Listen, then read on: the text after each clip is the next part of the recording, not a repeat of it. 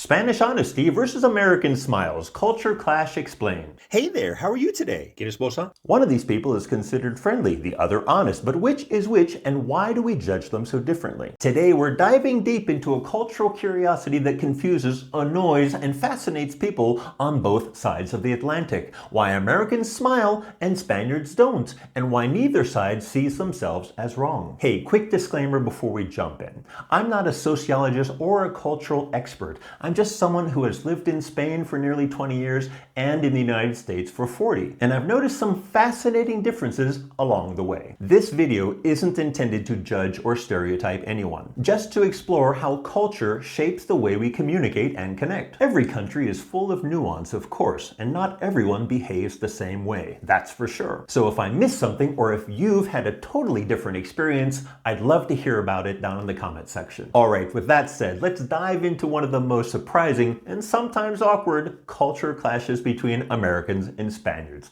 Friendliness versus honesty. When Americans visit Spain or France, they sometimes think people are rude. But when Spaniards visit the United States, they often feel like everyone is fake. But what if this is less about kindness and more about cultural code? Let's break down the smiling American and the blunt Spaniard, and what these habits say about each country's deeper values. Small talk and politeness. In the US, small talk is almost automatic. You walk into a store, you're greeted immediately and sometimes approached with a big toothy smile. Hello, welcome, what can I get for you? Even if they don't know you, they act like they do. In Spain, you rarely get that kind of a greeting. You might just get a nod or, more commonly, nothing at all. Hola, ¿qué te pongo? It's not rude, it's just efficient. Politeness in Spain is expressed differently. Sometimes, but not always, with gestures like por favor and gracias, but without excessive warmth unless there's a reason, like if they recognize you. On a YouTube comment I read on some video, an American moved to Madrid and he was convinced that his local neighborhood bartender hated him. And so one day he approached him and he asked, have I done something wrong?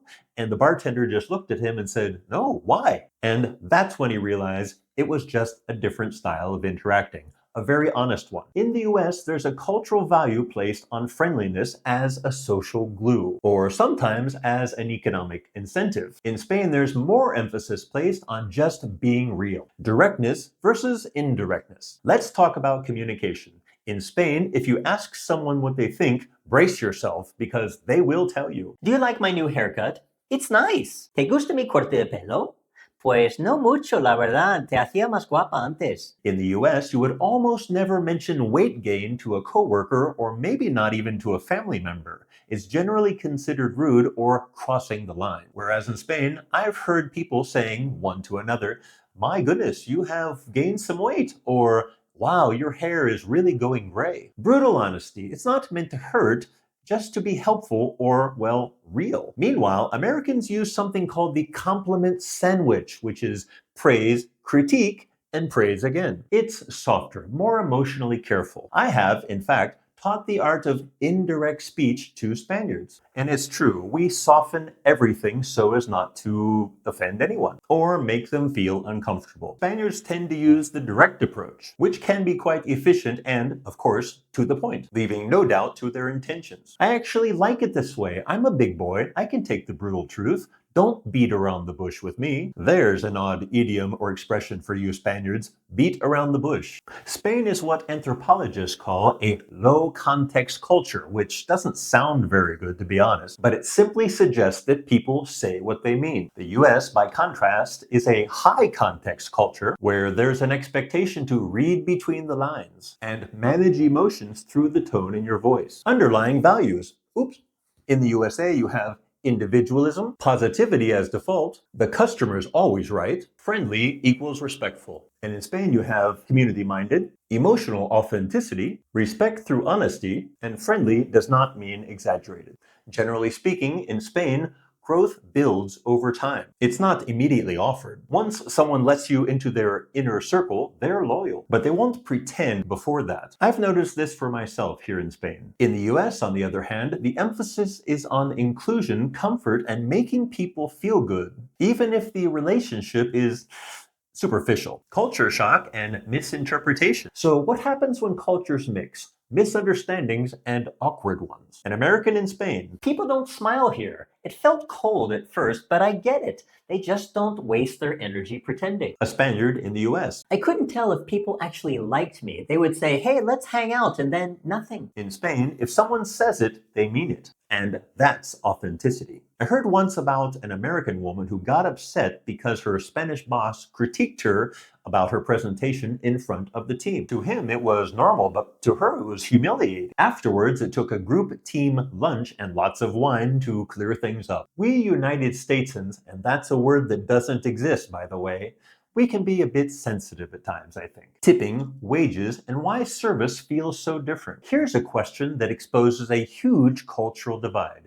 Did you tip your waiter, and if so, how much? In the US, tipping isn't just optional, it's basically part of the server's paycheck. The federal minimum wage for tipped workers can be as low as $2.13 per hour. So tips aren't a bonus, they are essential for survival. Hi there, my name's Sarah. I'll be taking care of you today. Can I start you off on some appetizers? Oh, by the way, you have beautiful eyes. This can create a very high energy, overly cheerful service experience because workers are financially incentivized to be extra nice no matter what. Whereas in Spain, in a restaurant, the waiter calmly walks over to the table full of customers and asks, ¿Qué queréis? No smile, no over-the-top greeting, just service. In Spain, tipping isn't expected. You could leave €1 or 2 on the table for great service, but it's not required. And the reason is simple. Servers are generally paid a living wage. So being nice isn't tied to their survival. They do their jobs efficiently and they get paid for it.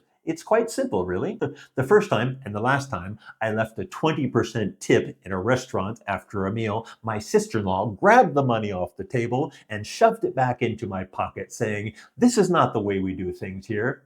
Live and learn. In the US, tipping culture has created a kind of performative politeness. People rely on customer satisfaction to pay the rent. In Spain, service is more about efficiency than charm, and that can come across as a little distant or cold to some Americans. But again, it's not rudeness, it's just cultural expectation. Spanish service says, "I'm just here to take your order, not to be your best friend." And that is refreshing. So the next time your Spanish server doesn't smile at you, don't take it personally. He's not being rude. He just doesn't need your tip to pay the electricity bill. Every culture has its way of being polite and its own way of showing respect. For Americans, that usually means warmth, smiles, and making other people feel good. For Spaniards, it often means honesty, authenticity, and not faking it.